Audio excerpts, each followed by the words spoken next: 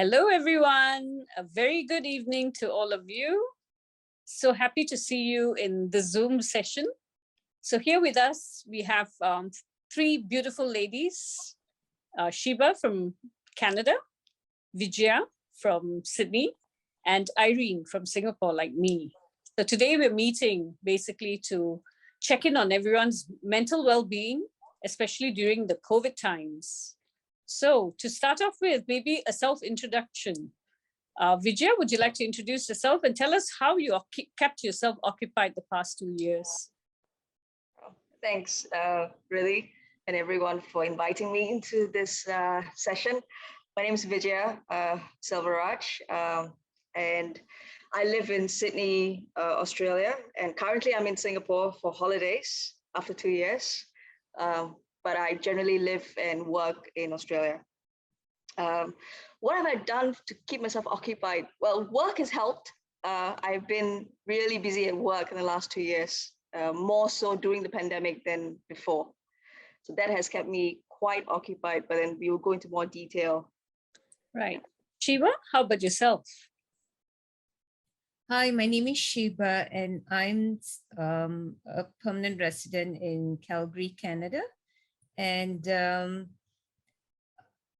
I was working full-time during the COVID period. I'm in Canada with my two sons. They're all almost finishing their universities and moving on to the career world, and with my husband as well. Irene, love to hear from you. Hi, good evening. Thank you everyone for having me. So my name is Irene. I live in Singapore with my parents. I've been back home now for 10 years. I lived in the UK for 30 years before that. This pandemic, it all kind of, hit hard. And I'll say a little bit more a little bit later, but it hit really hard when my helper in the middle, or at the start of the pandemic, she decided she can, get along with my mom and she wants a transfer. So I became a full-time caregiver to two seniors who are 89 and 91 with dementias. Thank you all for giving us a brief intro.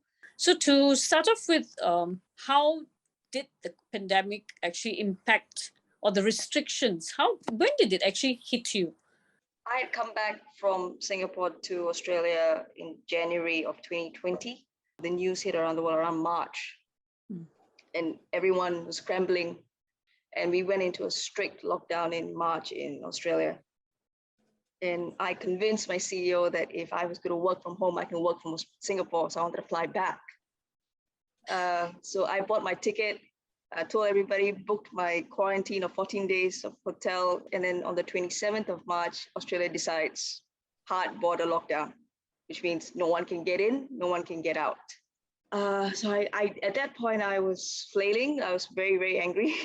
I remember calling my best friend and crying and saying, I want to get out of this country, but I can't.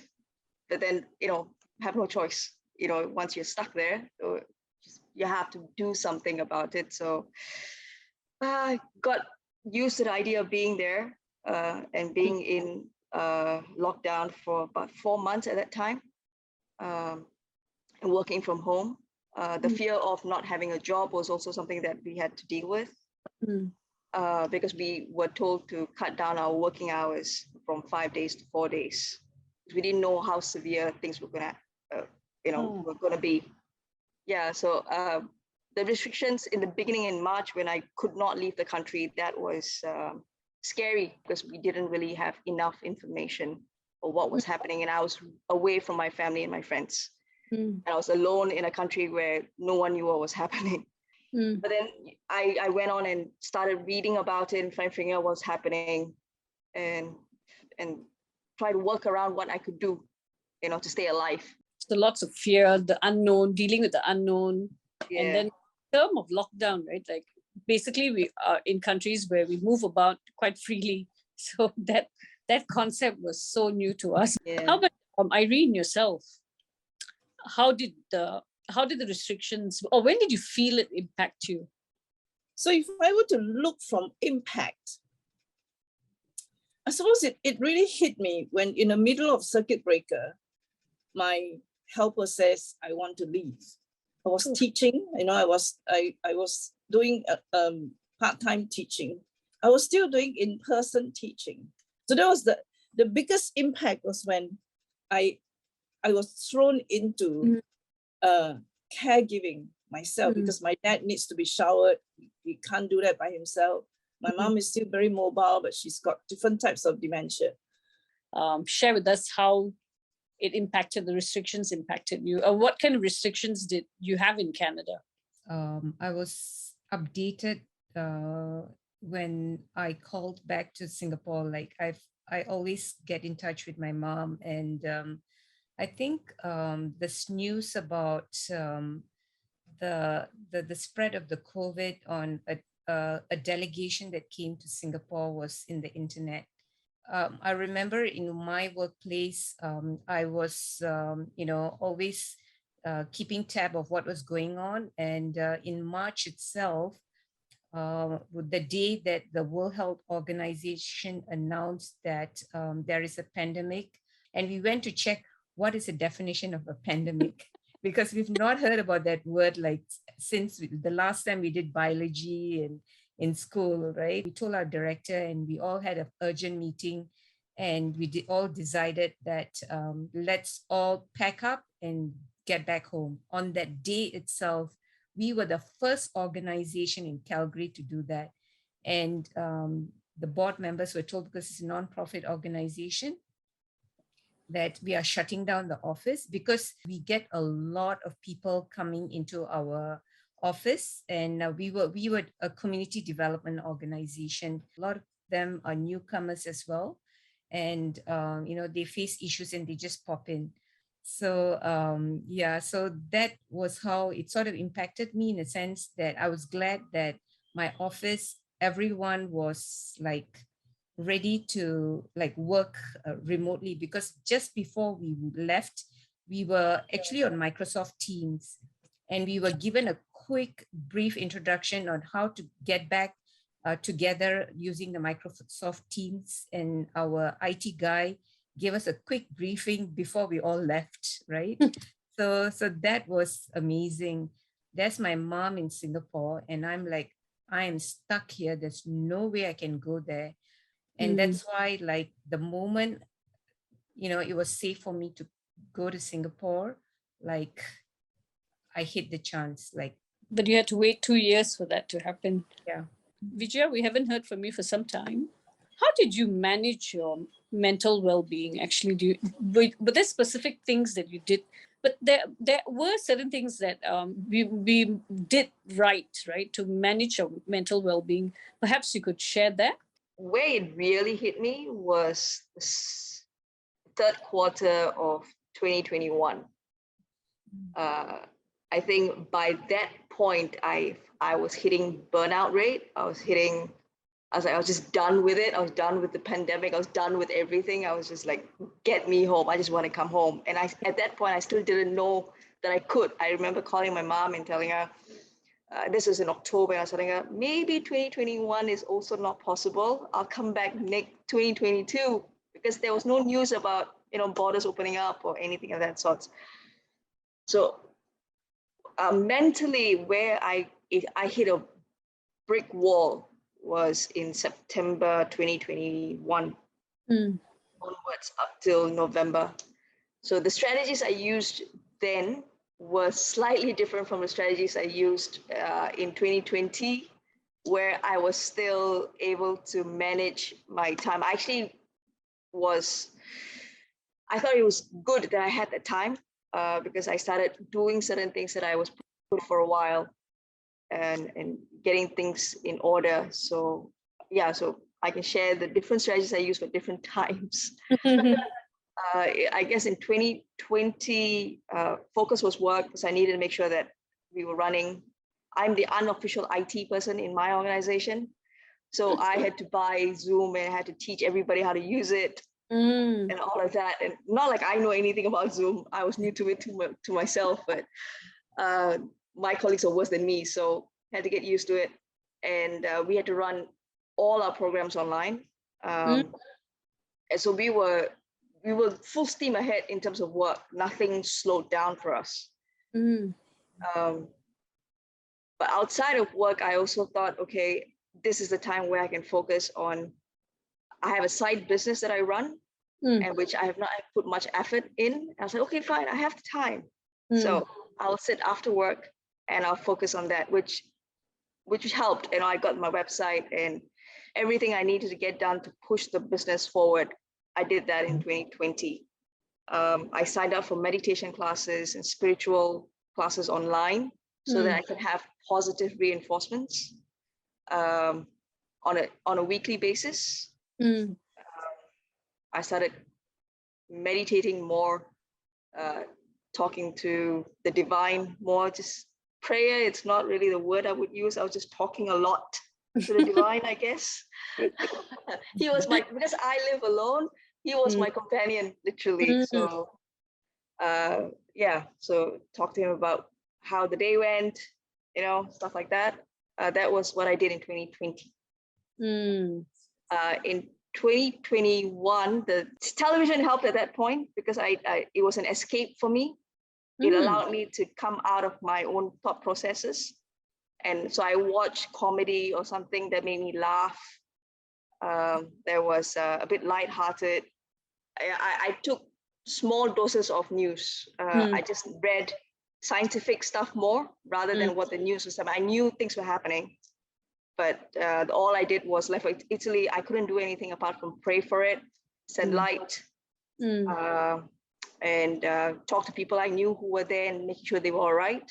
But staying away from negative conversations about these things helped. And talking about what can be done in a positive way, that helped. But the last part, TV helped a bit. Yeah.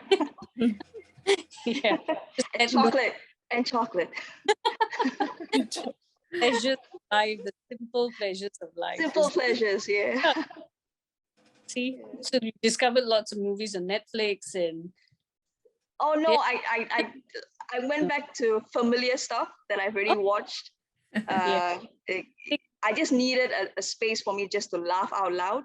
Nice. So because I knew the rest of the day was not going to be that, Yeah. And I think I heard you say reaching out to the ones we loved and, across the world, we knew of people. And I think my family and friends, I mean, I'm very grateful for them because they took the effort to keep in touch with me on a daily. Just like Vijaya said, we started watching Korean series. Like we were fans of Korean series. Like we've watched so many. I can't tell you how many Korean series we have watched. So even like just recently, we went on binge watching because my son was only there for like 2 weeks. And we were watching 2 different Korean series. So we have different crowds for that. Like one was the whole family, one was just 2 of us. So we had to keep ourselves updated, like who's supposed to be there in the room when we watch a specific series, right? So we must, so that brought us together. And, there were a lot of conversations about what was going on. Also in 2021, I went back to my books because I used to read a lot on the internet, like for information, but I never picked a book and sat down with it. But this time I actually took a book and sat down with it and started reading it. And I found comfort in that. And it's really nice to cozy up with a cup of coffee and just read that. And that helped me. It brought me back to my childhood. And I guess that's what kept me, in terms of my mental health and mental well-being. It's just, as Vijaya said, the simple pleasures. And yes, I started eating chocolates too. In that way, I was blessed. I didn't have to manage, their mental well-being because they've been married for 67 years. So they kept themselves engaged and involved. And, I then started with Zoom. I could be in any seminar, Yeah. you know. So I was in seminar run by the States. I was in seminar run by the UK. I was in seminar run by Singapore, India. Was there anything as like a quick round, like what are the top 2 things that kept you happy during the pandemic?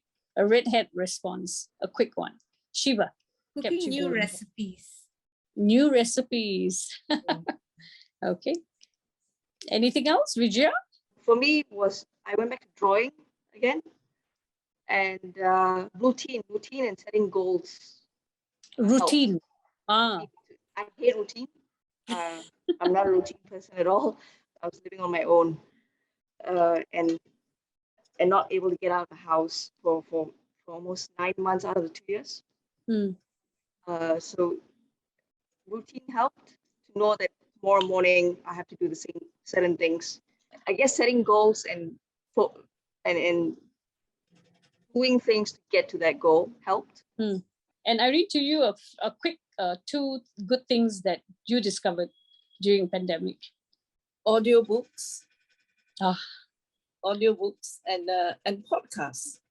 Okay, so to wrap up today's session, just one final question on if we had to go through this another round of pandemic, do you think we can actually prepare ourselves better for it?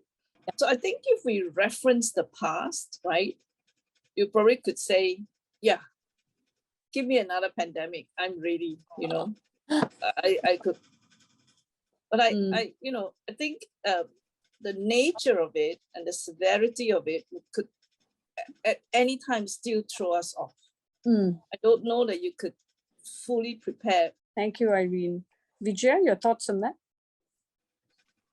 I think if our generation or this entire generation has been through this pandemic, goes through it again, they'll probably be ready. They will know what to do because we've been through it already.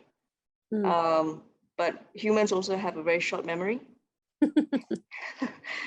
So we will tend to forget in time to come how we've dealt with it. And then we have to reorganize ourselves and, reacquaint ourselves to it again. So if we can keep the learnings, then we are definitely ready for a pandemic. I guess the beauty of the whole experience worldwide is how we were able to learn very quickly on how to do things remotely. And I guess that would go probably to the next level if we were to face another pandemic, and how beautifully technology has been part of our lives, everybody's life. So thank you so much for making the time and sharing from your heart.